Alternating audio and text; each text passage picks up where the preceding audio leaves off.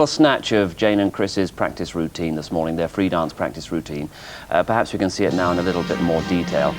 And just remind us why they had to make so many changes. 80% of the program is new. They had obviously felt that with the rule changes and the requirements that were basically bringing ice dance back to less storytelling, more footwork, more traditional ice dance steps, as Betty said, maybe they went just a little bit too far and lost the spark that made them so special. So Chris made the decision to change the program, add some more sparkling lifts, some more technical content, not necessarily more difficult. I don't think you could probably get any more difficult than they had before, but something that really worked more in their favor towards getting the crowd going and, you know, waking up the judges a little bit. What I think is interesting now in looking at this as a practice session is that, you know, these aren't forced smiles. These are people who are enjoying what they're doing, so they're very comfortable with it now. They've had a few days on the Olympic ice to work out a few kinks that maybe we saw at the beginning of the week. And the most important thing now is that they do the job at hand tonight and enjoy it, get the crowd going, and hopefully have the judges on their side. I suppose the danger is, the gamble is, that they've changed the program too much the other way now.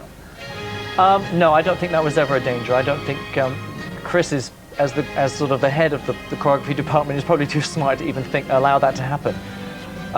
But you know, they are also in a position where they thrive on the element of danger, of putting themselves in this competition atmosphere again, and maybe making those changes is something that has put them on a little more of a dramatic edge, and certainly it will push the adrenaline level that much higher, and maybe that's what it's going to take for them to win tonight. They stopped and started a few times, working principally on the areas that contain the changes. I suppose one of the problems is actually memorizing a routine like this.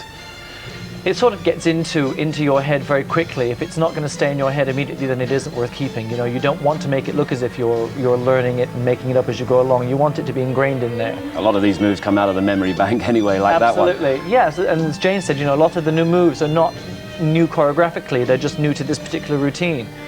And when you get to the day of competition, you never do the entire program. I don't know anybody who competes with what they're going to do that night and does a full run through.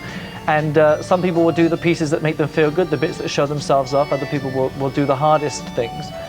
Everybody has their own way of warming up and practicing on the days of events. And what was nice was that the public were in this championship rehearsal this morning and got a feel for how Jayne and Chris are today. And Jayne and Chris got a nice reaction, and they will know how the crowd will react tonight.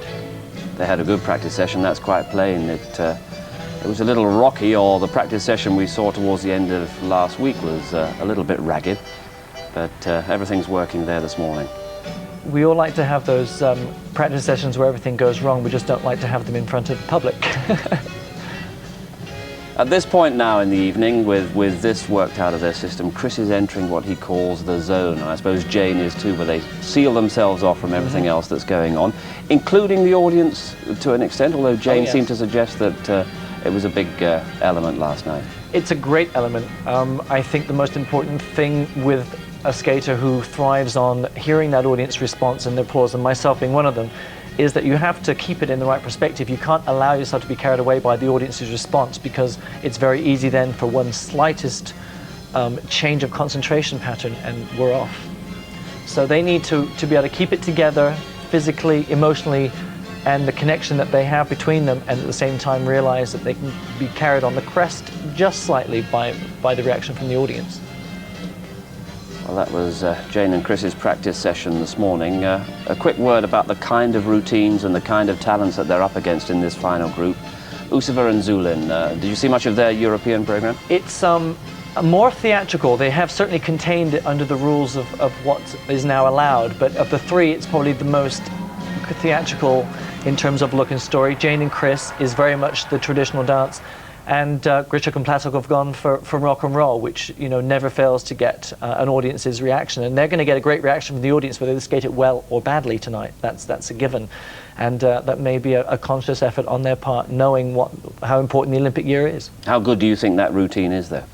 Oh, it's incredible, and it's one of those that, again, when you're dealing with rock and roll material, the type of lifts and the things that are involved and the speed that they do it, if it comes off, it's going to be hard to beat. We already seen at Europeans that they presented it beautifully. They won the free dance at the European Championships. It's a question of how well they can contain it tonight. Stephen Cousins was making the point about the draw that Jayne and Chris are the last but one to go, which isn't great. But if you're last to go and they've posted a few sixes on the board, that sticks in the mind a bit. Yes, it will definitely put the pressure on, and it's a question of, I suppose you can look at it from anyone's advantage. I think if it was me in this position, I would want to be where Grishuk and Platov are. But once the draw is done, there's nothing new about it. You deal with the position you're in, and Jayne and Chris, I know, will make every use of it. Okay, Robin, for the moment, thanks very much indeed. It's all getting a bit tense here. While we've got your attention on the subject of figure skating, let's just look ahead to the start of the women's competition.